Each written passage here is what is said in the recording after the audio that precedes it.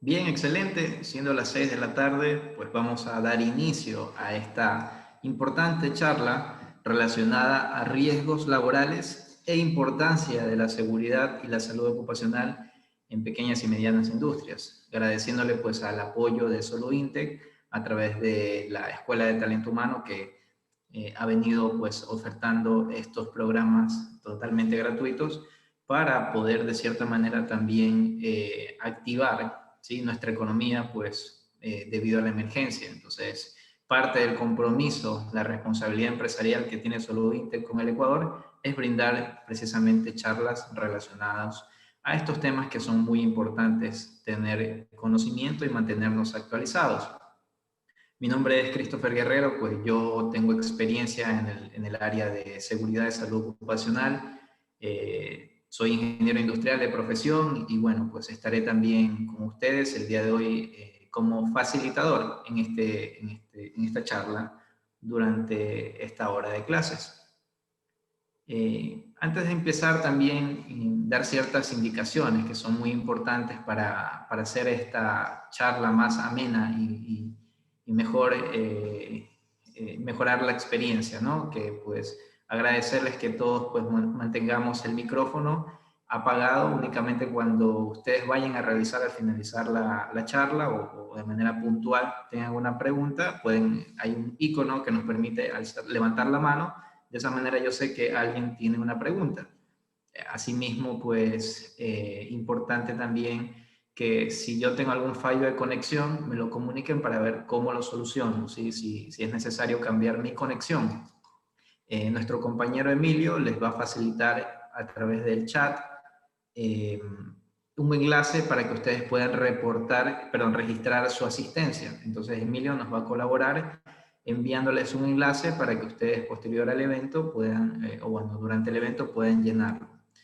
Henry nos indica que a él se le congela por momentos la transmisión. No sabemos si es un inconveniente de Henry o un inconveniente mío. Si alguien más lo tiene, por favor comuníquenme.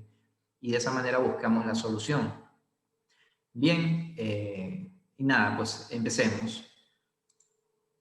Entonces, es importante que arranquemos esta charla pues hablando precisamente de normativa técnico-legal que se encuentra vigente en el país. Siempre cuando hablamos de normativa, de manera general, hablamos de la Constitución del Ecuador, porque precisamente el pilar, ¿sí? El pilar de la normativa en seguridad y salud, pues tiene precisamente la Constitución como pilar de la pirámide en la normativa técnico-legal. Precisamente el artículo 326 de la Constitución establece el siguiente derecho para los trabajadores. El derecho al trabajo se sustenta en los siguientes principios. Toda persona tendrá derecho a desarrollar sus labores en un ambiente adecuado y propicio que garantice su salud, su integridad, su seguridad, su higiene y su bienestar, ¿sí? Entonces, no solamente nosotros como ecuatorianos tenemos el derecho a un trabajo digno, ¿verdad? A un trabajo, sino también que este trabajo sea seguro, ¿no? Que no afecte nuestra salud, que no afecte nuestra integridad, nuestra seguridad, que promueva ambientes higiénicos, saludables, que de esa manera pues aumente la productividad, la producción y el trabajador pues se mantenga sano y seguro. Entonces, de manera general, la Constitución del Ecuador establece normas relacionadas con la seguridad y la salud en el trabajo. ¿Sí? Y ya pues posteriormente, luego de esas normas, luego de la Constitución, encontraremos convenios y tratados internacionales en una jerarquía menor, luego encontraremos leyes orgánicas, leyes ordinarias, encontraremos decretos, resoluciones, posteriormente los acuerdos ministeriales, y asimismo como las normas técnicas que las emite, por ejemplo, el INE, el Instituto Nacional de Normalización. Una de ellas es, por ejemplo, la INE 38641 de 2013, que precisamente establece los símbolos gráficos y colores para la señalética industrial. Bien. Como parte de la normativa, pues hablando del reglamento de seguridad para los trabajadores y mejoramiento del medio ambiente de trabajo, más específico el Decreto Ejecutivo 2393, publicado en el año de 1986 en el gobierno de León Febres Cordero. Este decreto ejecutivo pues ha sufrido a lo largo del tiempo diversas reformas, pero se mantiene vigente, no ha sido derogado, ¿sí? Ciertos artículos han sido reformados, pero sí se mantiene vigente desde el año 86. En el artículo 11 me especifica las obligaciones de los empleadores. Claro que también hay obligaciones para el trabajador, pero el artículo 11 habla de las obligaciones del empresario, del empleador. Una de las varias obligaciones es que se tiene que adoptar las medidas necesarias para la prevención de los riesgos que puedan afectar la salud y el bienestar de los trabajadores en el lugar de trabajo de su responsabilidad, ¿sí? Por ejemplo, si tenemos más de un centro de trabajo, en todos esos centros de trabajo, pues se establecerá esta obligación de cuidar la seguridad y el bienestar del colaborador. Muy buenas tardes con todos, bienvenidos, bienvenida Mariela, Sandra, Yanina, María Fernanda, Henry y todos quienes se encuentran conectados y siguiendo esta charla enfocada a prevención de riesgos laborales y seguridad y salud ocupacional para pymes.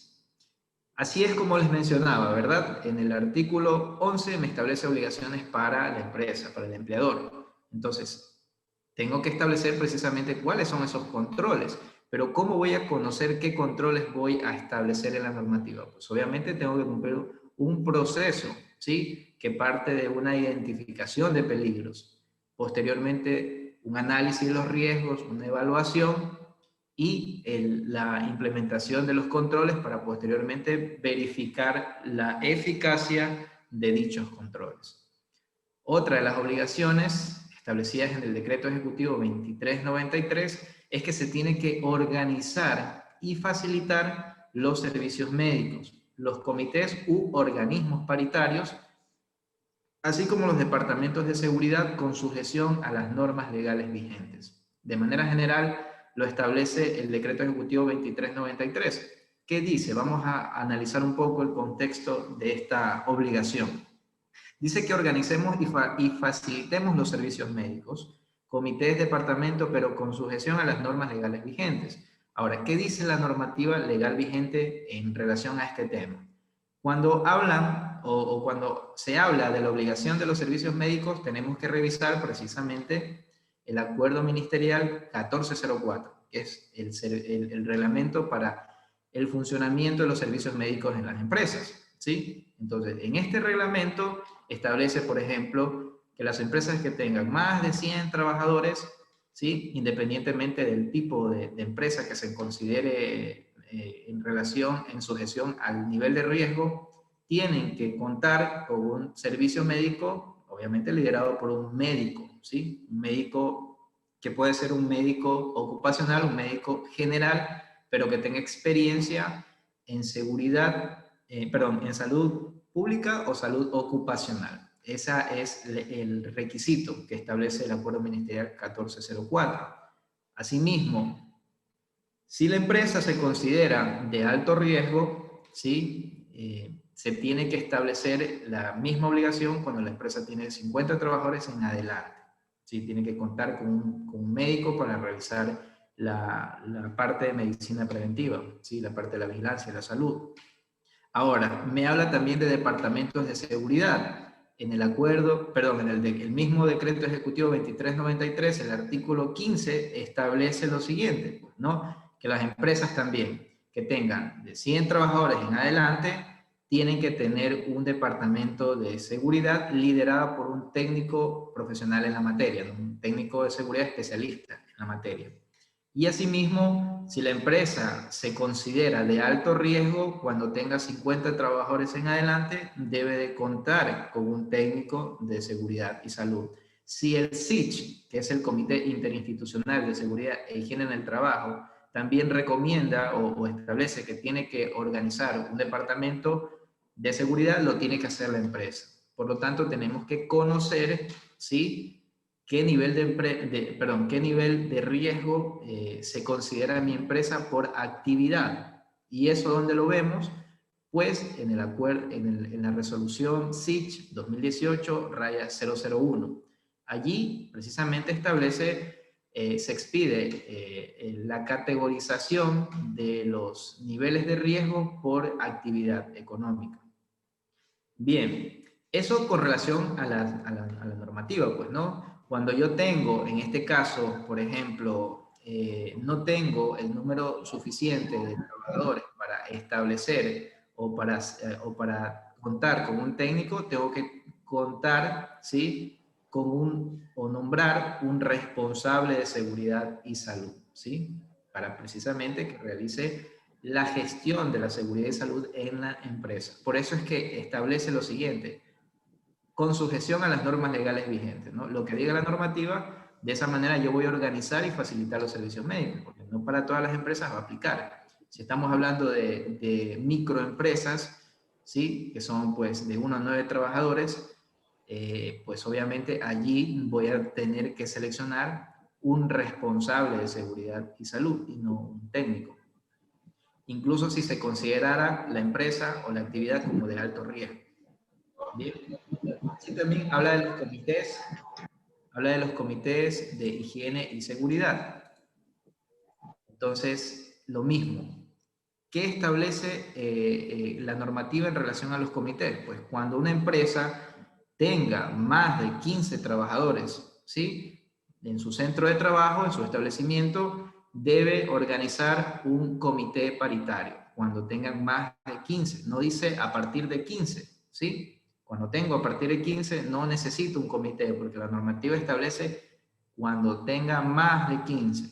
Asimismo, cuando tenga más de un centro de trabajo, establece el decreto ejecutivo 2393 que yo tengo que organizar subcomités cuando en el centro de trabajo se supera la cifra de 10 trabajadores, ¿sí? Y aquí es cuando hay precisamente inconvenientes, porque más de 10 se entiende que son 11, y los comités, tanto como los subcomités paritarios, requieren de 12 participantes, de 12 integrantes, ¿sí? Porque 3 integrantes van a representar a la empresa y 3 representantes van a representar a la parte de los trabajadores.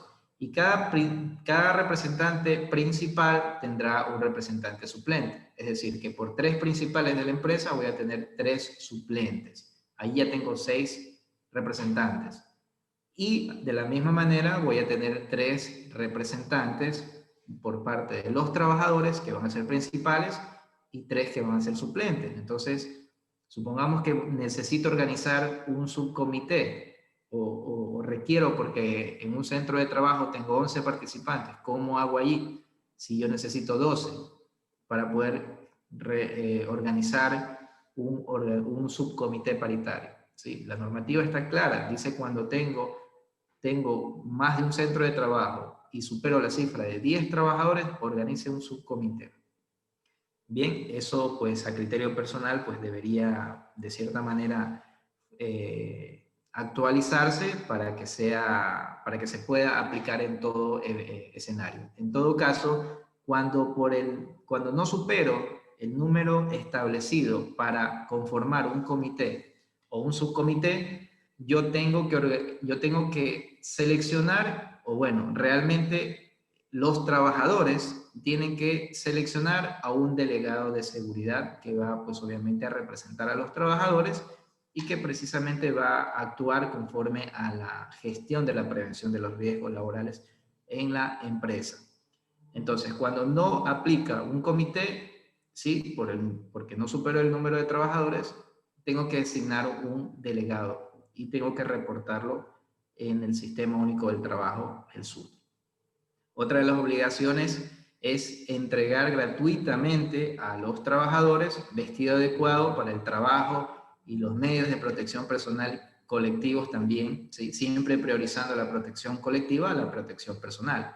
Pero precisamente esa entrega es gratuita, ¿sí? No se le puede descontar al trabajador que va a ingresar a la empresa, descontarle el uniforme y los equipos de protección, ¿sí? Entonces, pues obviamente que se tiene que cumplir con lo establecido en la normativa. Bueno, pues si ustedes, por ejemplo, establecen en el reglamento de higiene y seguridad, les pongo un ejemplo, el empresario entregará gratuitamente al trabajador el equipo de protección personal, ¿sí? Y bueno, por ejemplo, el trabajador vendió, no cuidó el equipo de protección personal. Bueno, allí obviamente pues que se tiene que establecer, porque recuerden que estas son inversiones que hace la empresa, ¿verdad? Para salvaguardar la protección del trabajador. Entonces, por eso es muy importante el adiestramiento y la capacitación. Y cuando se le entregue el equipo de protección, sensibilizar en el uso adecuado, ¿no? Y asimismo en su cuidado. Si el trabajador por descuido al día siguiente me viene a decir que, ¿sabe qué? Jefe, se me perdió el casco, no sé dónde lo dejé, pues por descuido. Entonces sabemos que el trabajador pues no puede trabajar sin el casco de protección, por ejemplo, porque hay peligro de caída de objetos en la planta, en la industria, en la obra de construcción. Entonces, pues, se tiene que entregar un nuevo equipo de protección, pero en este caso, pues, se puede dejar por asentado, por ejemplo, que se le va a descontar, por ejemplo, del rol de pago, ¿sí? Eso ya es internamente se lo puede manejar de esa manera cuando se ha entregado recién un equipo de protección, ¿sí? Lo que no se puede es descontarle al trabajador, supongamos que sea ya la entrega del equipo periódico, ¿verdad? Periódicamente se tiene que entregar equipo de protección y realizar el cambio, porque el equipo de protección se gasta por su uso. Entonces, allí yo no le puedo descontar porque es mi obligación entregarle gratuitamente vestido y equipo de protección a mi trabajador, así como es obligación mantenerlo afiliado. Bien. Instructivo andino de seguridad y salud en el trabajo. Sí, de hecho, esta presentación debería haber estado antes que el decreto 2393, no sé por qué se me cambió, pero en relación a la jerarquía, las normas internacionales están primero que, en este caso, los decretos nacionales. Y esta normativa es internacional, porque el Instructivo Andino de Seguridad y Salud en el Trabajo, pues es un documento que es de la Comunidad Andina de Naciones, de la CAN. Y el Ecuador, pues, forma parte de la Comunidad Andina de Naciones.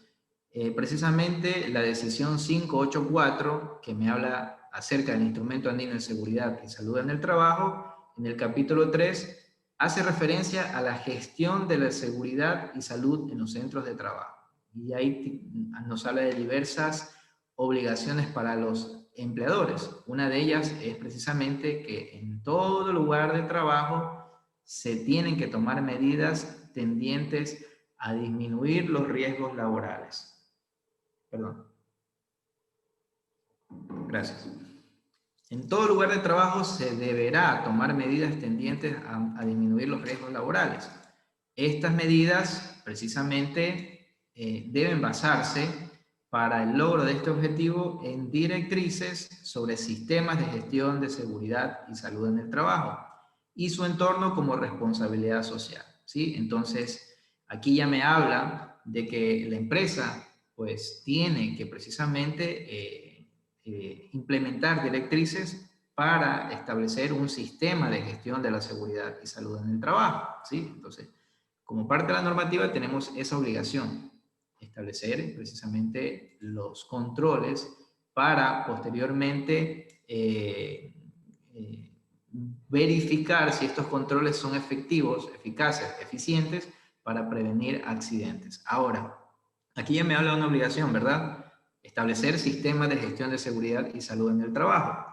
Ok, aquí pues tenemos que dejar en claro que las certificaciones relacionadas a los sistemas de gestión y seguridad y salud en el trabajo, pues como tal no voy a recibir una certificación de mi sistema de gestión, a menos que no me base en una norma internacional como la ISO 45000, que es para sistemas de gestión de seguridad y salud, pero esa norma es de aplicación voluntaria, ¿sí? Es decir, si yo quiero, implemento sistema de gestión en la empresa y posteriormente contrato a un ente, a una empresa acreditada para que certifique mi sistema. Yo no me acredito, o la empresa no se acredita en la norma, se certifica el sistema de gestión. El que se acredita es la empresa que certifica mi sistema, ¿sí? Entonces, también hay que tener claro esos conceptos de acreditación, certificación, calificación, ¿sí?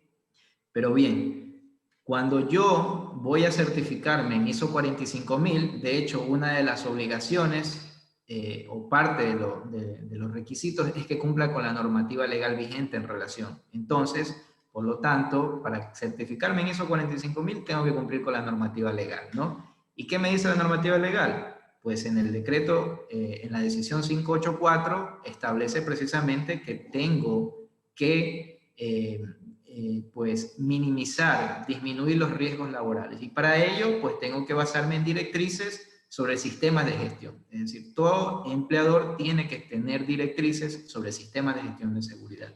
Y estas directrices las especifica en la decisión 957, que es el reglamento del Instructivo Andino de Seguridad y Salud. Sí, parece que se me movieron las diapositivas.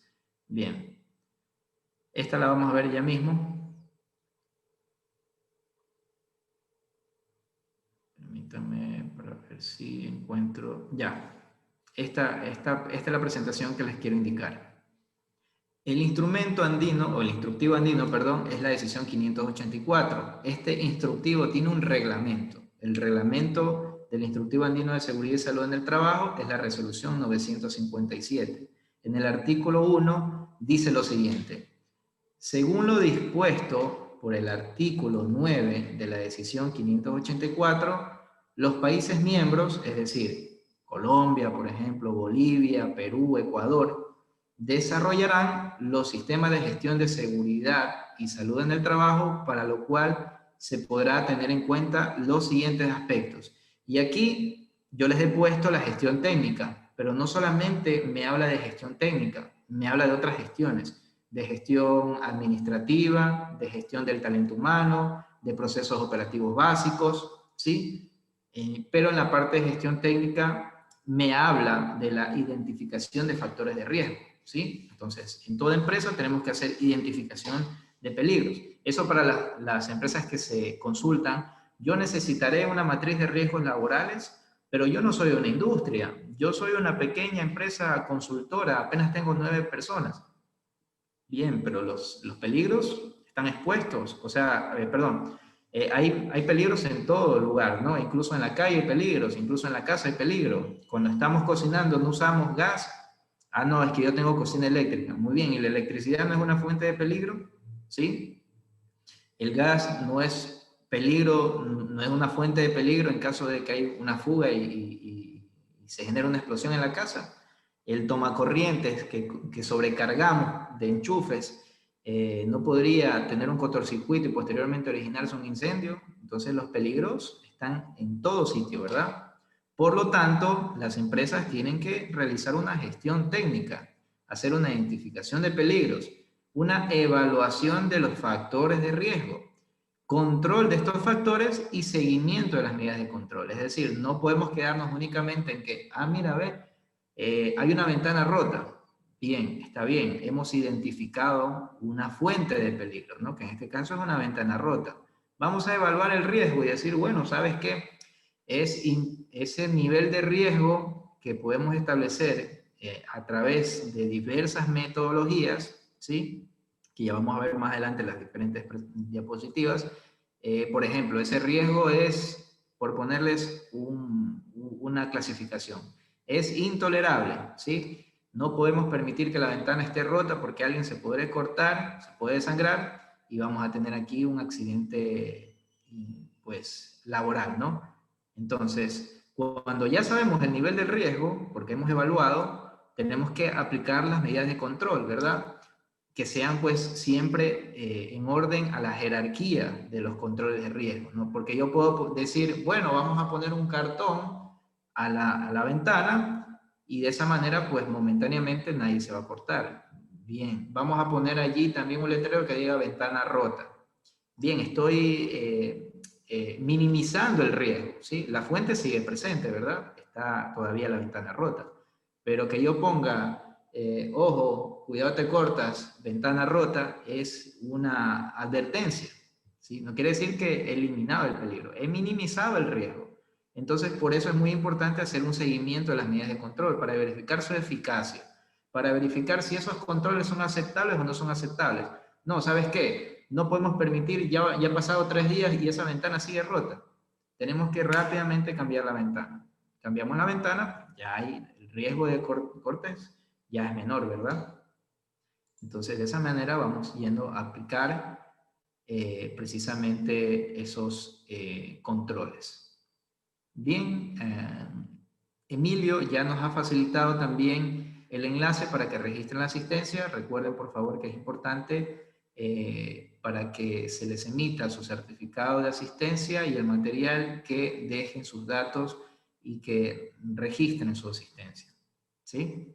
Así también estoy leyendo comentarios que han dejado. Buenas tardes. Una pregunta. Henry nos hace una consulta.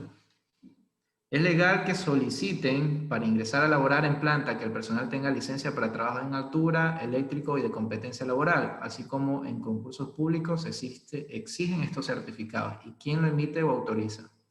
¿La aptitud médica es necesaria para el trabajador? Buena pregunta, Henry, buenas preguntas realmente. Bien, quisiera dejarlas al final, las preguntas, para no pues, salirnos del tema. ¿Qué te parece, Henry? Yo me comprometo a responder tus preguntas al finalizar, ¿te parece?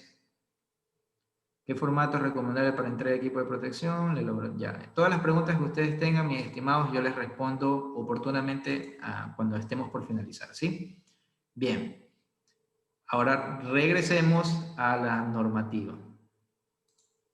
Excelente, gracias por su comprensión. Muchas gracias.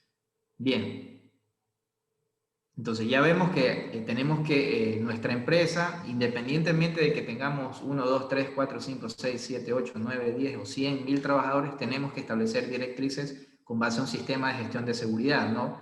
Tenemos que, estas directrices, pues, son, por ejemplo, gestiones administrativas, como por ejemplo, establecer una política de seguridad de acuerdo a la magnitud de los riesgos de la empresa, ¿sí? Asimismo, establecer en la gestión del talento humano el proceso de selección, ¿sí? En la parte operativa básica, la investigación de los accidentes, la vigilancia de la salud. Y aquí precisamente entra en aspecto algo que preguntó un amigo en este momento sobre los certificados de aptitud. Y es que precisamente parte de la gestión que tiene que realizar la empresa es pues someter a los diferentes exámenes médicos al trabajador, ¿no? Con orden a los controles de su estado de salud. Entonces, los trabajadores pues se tiene que hacer una valoración de los trabajadores, ¿no? Se tiene que realizar los exámenes. Esos exámenes son pues costeados por el empleador, ¿sí? Eso lo establece la decisión 584, es decir, el Instrumento de Seguridad, lo establece el Decreto Ejecutivo 2393, lo establece el Reglamento para el Funcionamiento de Servicios Médicos en las Empresas, ¿sí? Que el Código del Trabajo también lo establece, el tema de que los exámenes son a coste del empleador, ¿sí? Examen de preempleo, examen de retiro, de reintegro, el examen post-ocupacional. Pero aquí hay un precedente, ¿sí? Que en este caso me dice que los exámenes se tienen que realizar a coste cero a los trabajadores, ¿sí?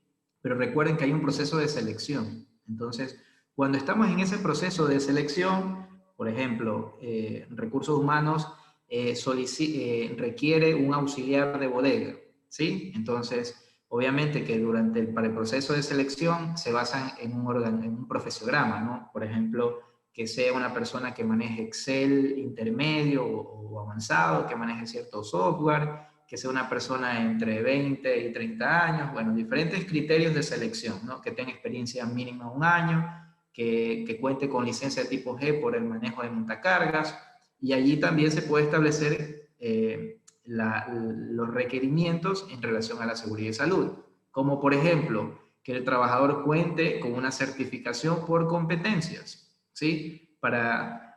En relación a la prevención de riesgos laborales, pues se tiene que contar con esta certificación por competencias que existe para 2 esquemas, para el de construcción y para el de energía eléctrica. Y así también, por ejemplo, los lineamientos o los requerimientos del departamento médico por la vigilancia de la salud.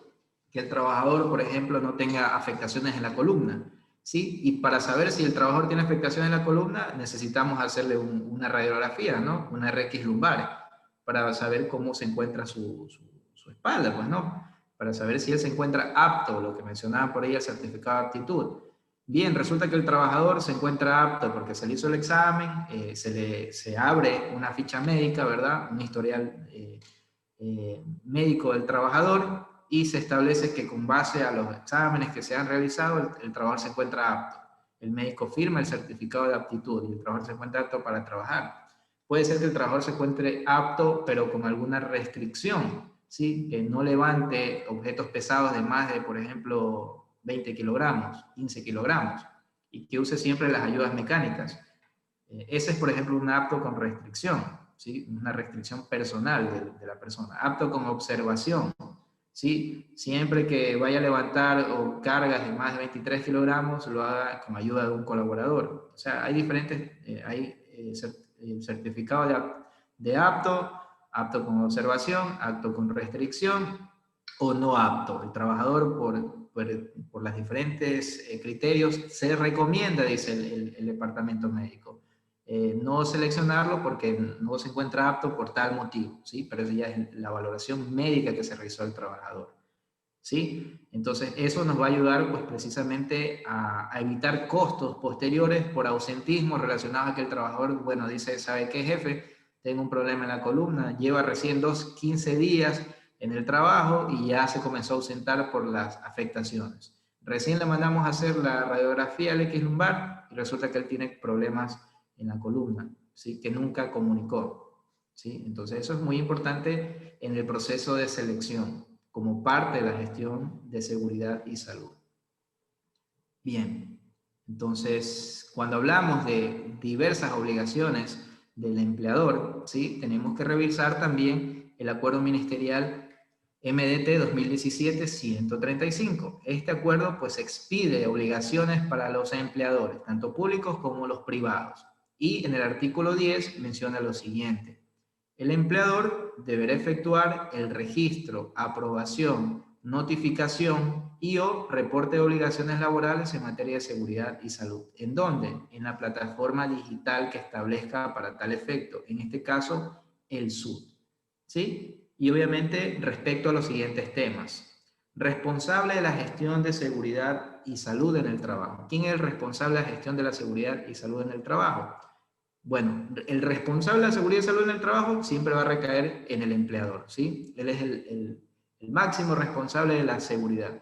Pero tenemos precisamente quién gestiona la seguridad, ¿no? Y ya sabemos que es el técnico de seguridad, el médico o el responsable de seguridad, de acuerdo a lo que establezca la normativa, que ya lo revisamos en una diapositiva anterior. Los reglamentos de higiene y seguridad tienen vigencia de 2 años y aplican para empresas con más de 10 trabajadores. Los organismos paritarios, también hablamos hace poco, son 3, comité, subcomité y delegado. Asimismo, se tienen que subir las actas de constitución y pues presentar los informes anuales de actividades. Solo por comité y subcomité se presentan informes anuales, por el delegado no. Y este informe se presenta en enero de cada año. Del 1 al 31 de enero se reporta las actividades del año anterior, ¿no? Lo que hizo de enero a diciembre el comité. La identificación de peligros, medición y evaluación de los riesgos laborales también, ¿no? Precisamente es subir, en este caso, la matriz de riesgos, siempre pues usando una metodología validada y reconocida a nivel nacional o internacional. Planes de prevención de riesgos laborales, actualmente 2. El plan de prevención para reducción del consumo de drogas y el plan de prevención de riesgos psicosociales. Lo mismo, el tema de los planes de emergencia, contingencia y autorrescates. La gestión de vigilancia de la salud, ¿sí? Se compone precisamente de diversas actividades en pro de la salud del trabajador, ¿no? Los seguimientos, los controles, las inspecciones relacionadas a la higiene laboral que tiene que realizar, en este caso, el departamento médico, los controles por ejemplo, las inmunizaciones, ¿no? Las vacunas que se le tiene que hacer, aplicar al trabajador, por ejemplo, la vacuna contra el tétano, contra la hepatitis, contra la influenza, ¿sí?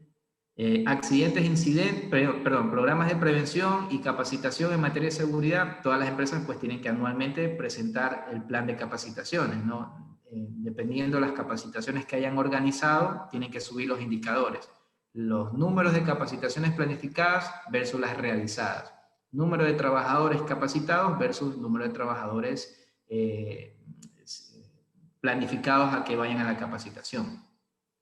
Accidentes e incidentes de trabajo y enfermedades profesionales. Actualmente los accidentes y las enfermedades profesionales se reportan, pero en el sistema de gestión de riesgos del trabajo del IES. Tenemos 10 días desde que sucede el accidente, que se considere como accidente de trabajo, para reportarlo. Y asimismo 10 días desde la presunción de la enfermedad profesional para reportarla en el IES. Hasta que el médico pues no la califique, pues tenemos que establecer como presunta enfermedad, presunto accidente de trabajo.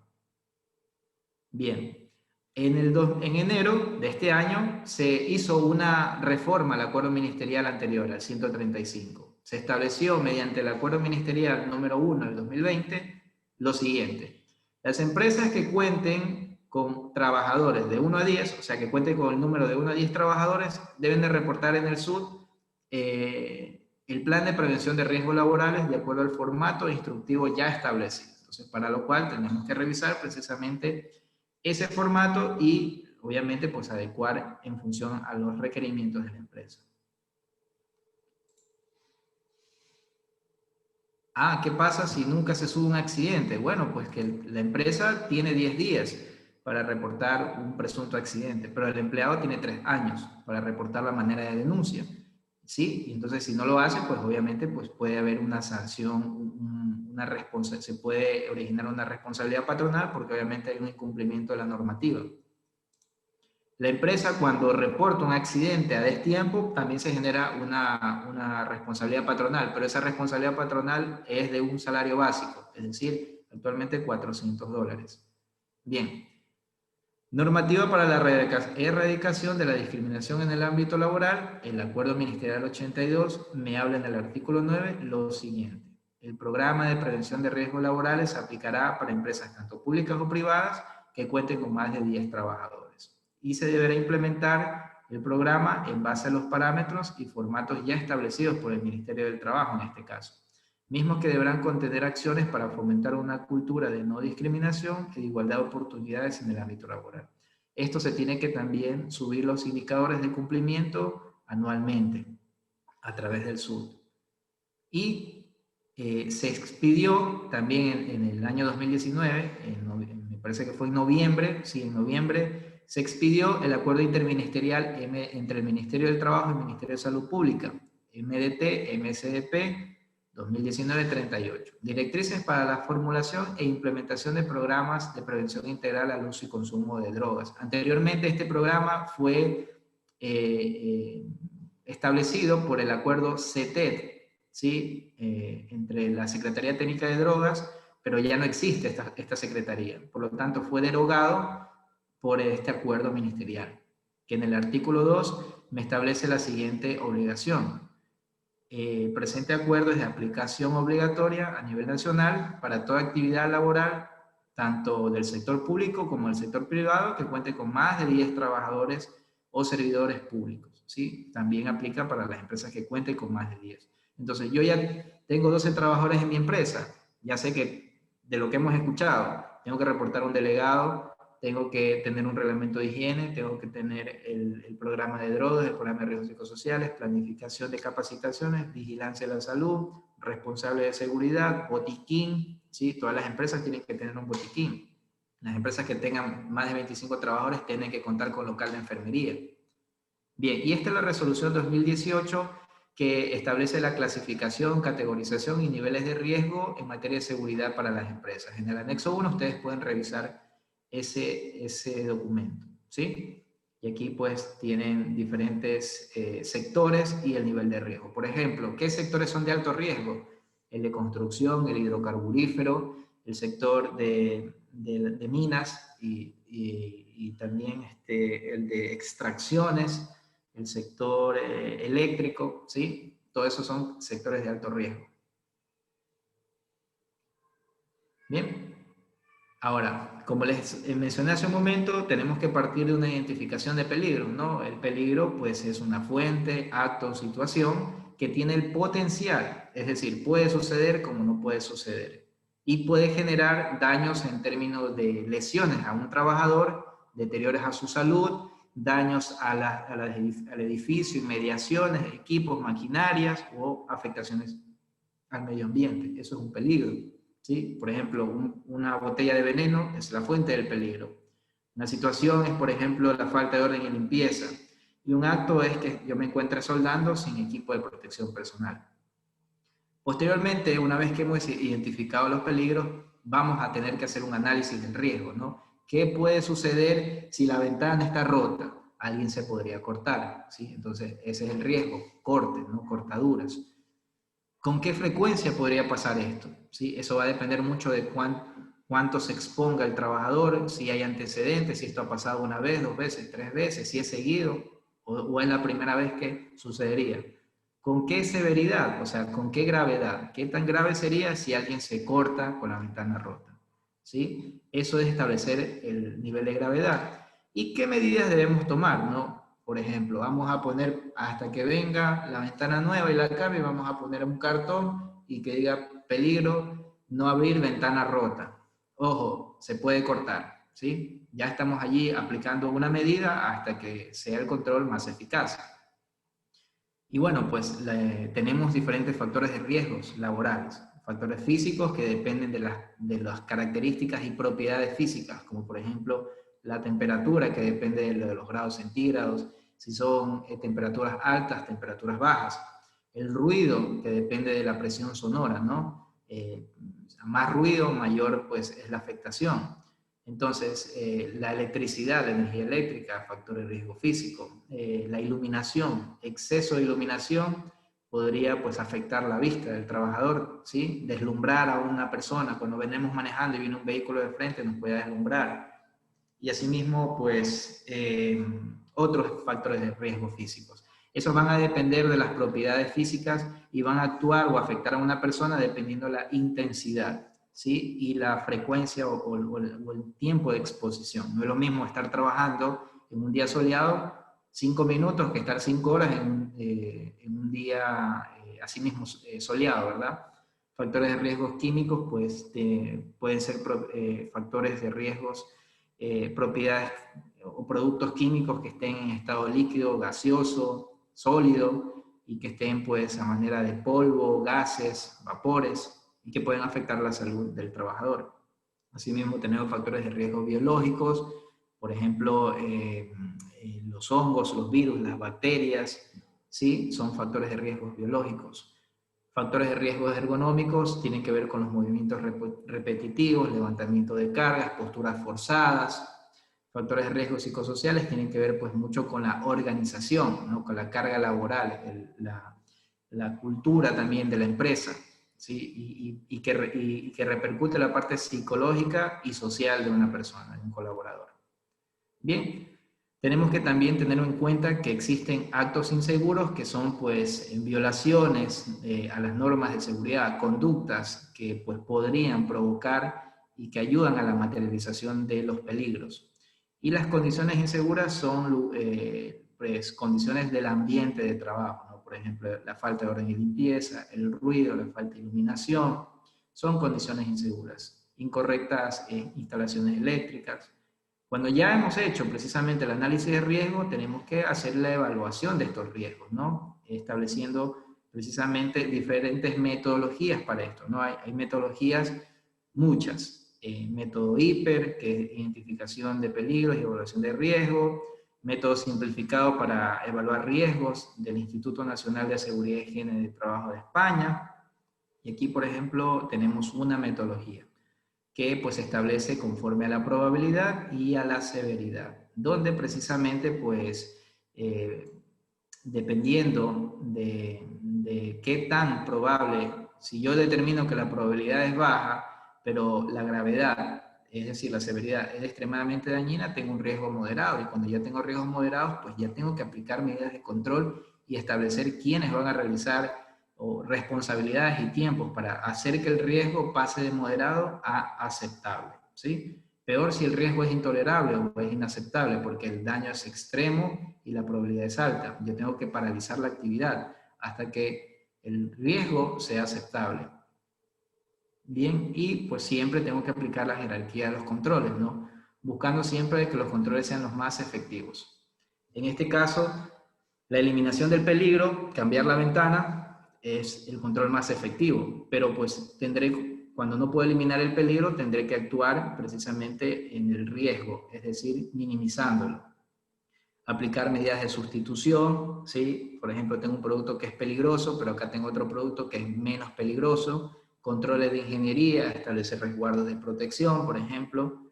Esos son controles que se aplican en la fuente. En el medio, los controles administrativos, como la señalética industrial, los controles de advertencia, los instructivos, protocolos, procedimientos, ¿sí?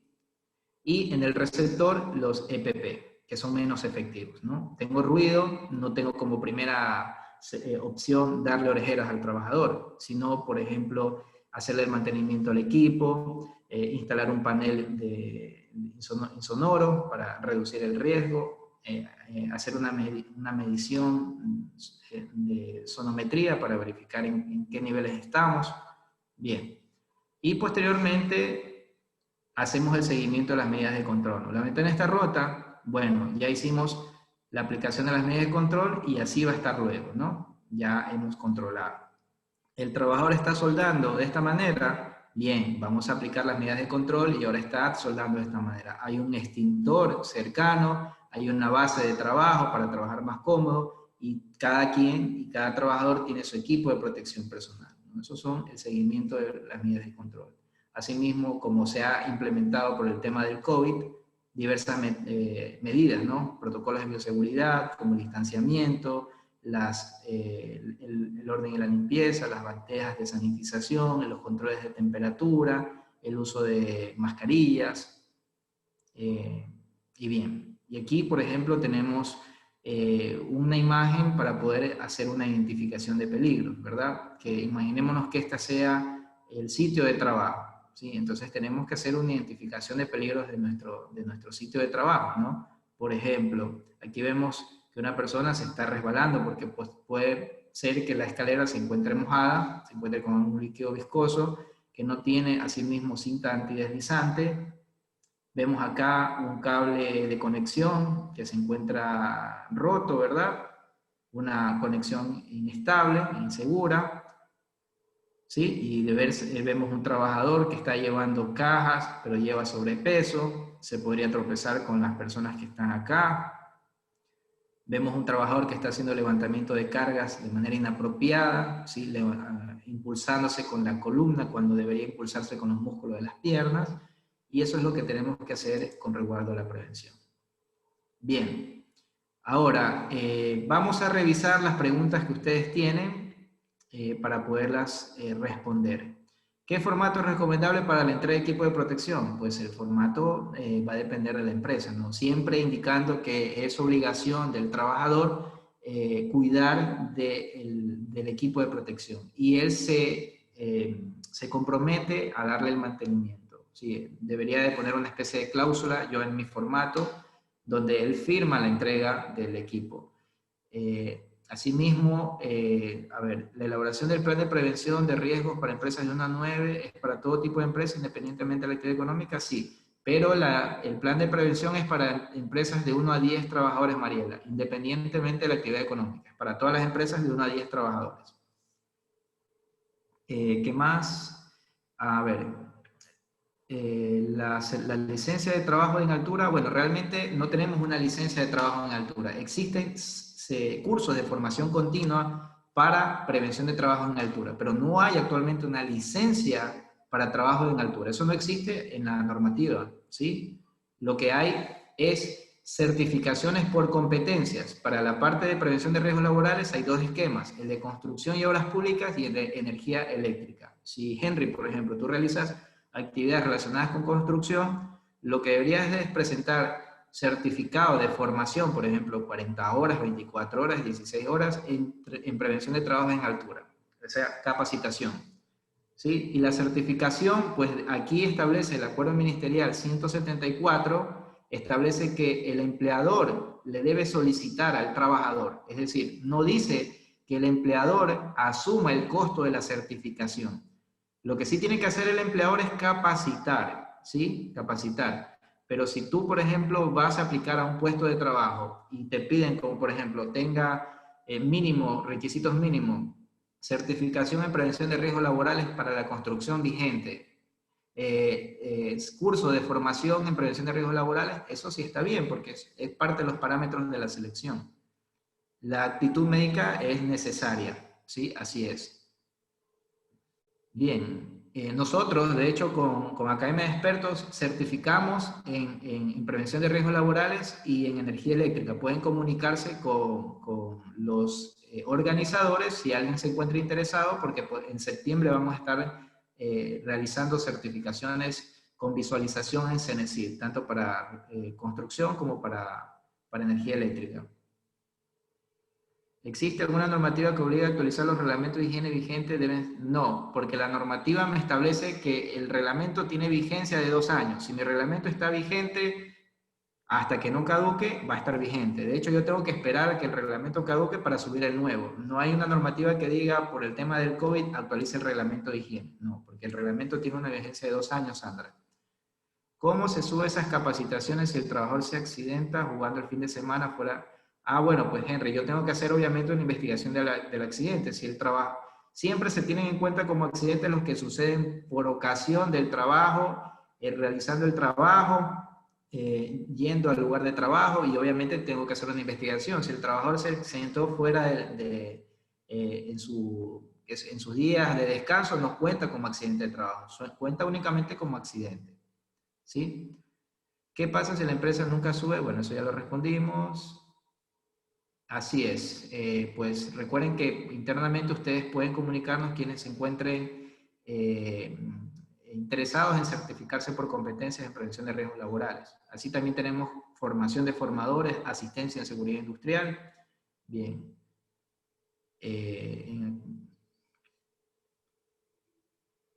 Sí, las certificaciones que nosotros brindamos cuentan con visualización en Cenecit. Recuerden, chicos, registrar su asistencia para que posteriormente se les puedan emitir los certificados, ¿sí? Bien, eso con respecto al tema de hoy. Ha sido una charla muy interesante, muy amena, de hecho, las preguntas han sido muy oportunas, pero pues realmente, pues debido al tiempo, pues no podemos brindarles como quisiéramos, pues una mayor información, pero los invitamos cordialmente a que sigan nuestras redes sociales.